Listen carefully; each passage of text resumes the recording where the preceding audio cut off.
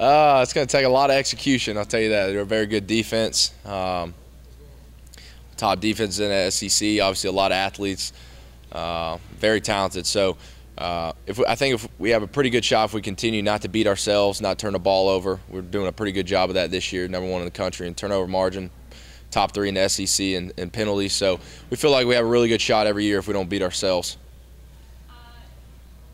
You know what kind of season Florida's had so far. Mm-hmm. It always tends to be a close game. Right. Is there anything else that you put into this one knowing, I mean, there's no extra added pressure going into this one, I guess? Well, no, I mean, you know, it's Georgia, Florida, and, you know, there's a lot of discredit to these type of teams this year. I think you saw it with LSU. You know, a lot of people were talking about how LSU is down this year.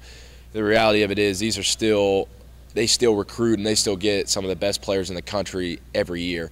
And so, you know, it's just a matter of them being able to put it together, and they're coming off a bye week, which helps them out a lot. Obviously, we're coming off a bye week too, but, you know, I'm sure they've been able to fix some things and get better at some things. So the reality of it is these guys still have a ton of talent. They're still very dangerous.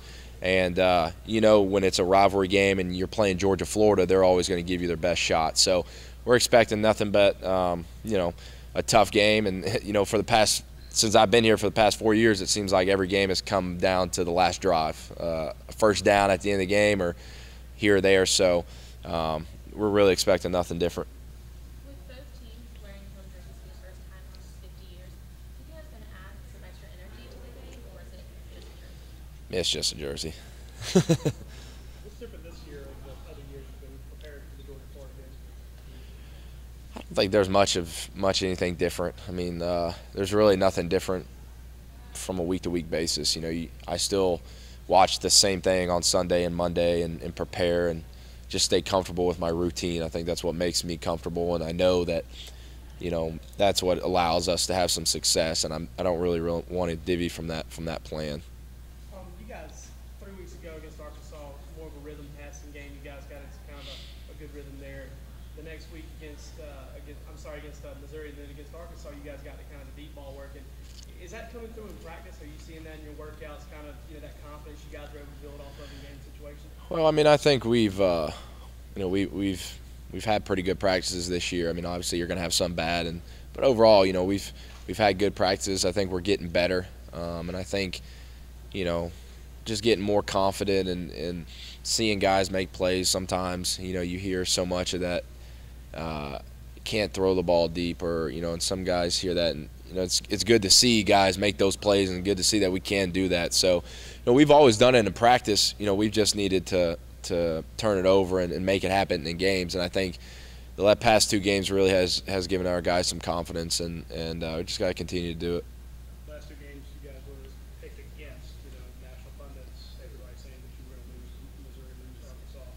Now you're being picked to win. Is there a danger of overconfidence? Yeah, absolutely. I think it's very important that our guys don't really listen to that. I think it kind of goes back to before. I think there's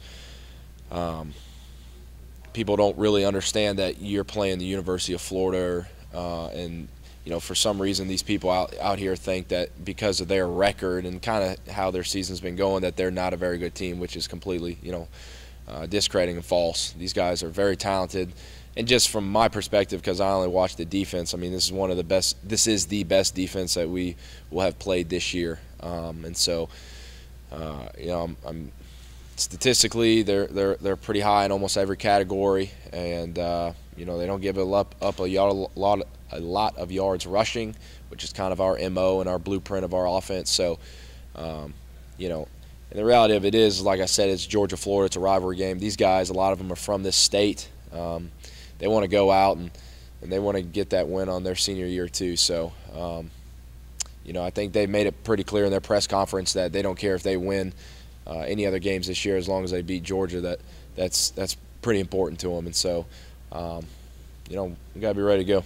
Georgia response, like, you have a lot of guys, you know, here that are from Florida Right. as well, and you also have a lot of rivalry games. Where does this one stack up? I mean, amongst the fans, it's pretty big. Yeah, I think from a player standpoint, it is pretty big. I don't know if you can say like, oh, this game is #1 and this game's #2.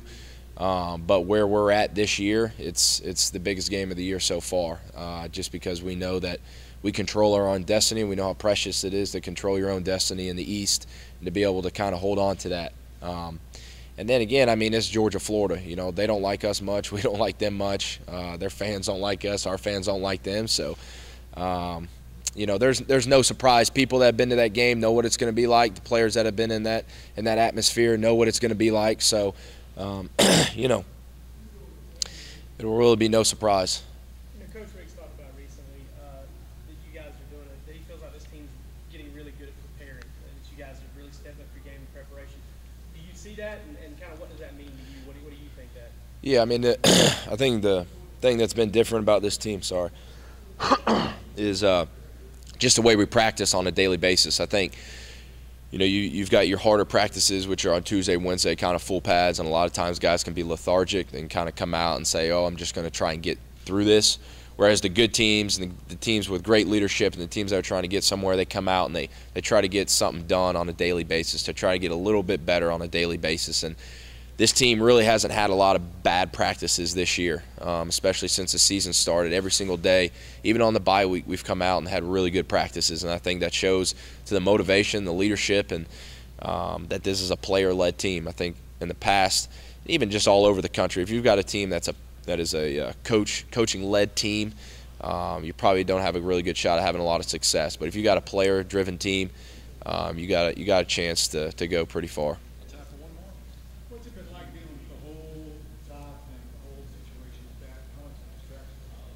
Well, I think a lot of people thought it was going to be a big distraction. I think we've kind of shown that, you know, there's some other guys out here that make this train go, making plays, and so, you know, I think it's not as hot as what it was when it first came out. I think guys are just, you know, grown accustomed to dealing with it, and you know, people ask us, when's Todd going to be back? And the reality is we don't know. I mean, when y'all know, we'll know. So, you know, we're just preparing like we're not going to have them. So, and if we do, it's even a bigger bonus.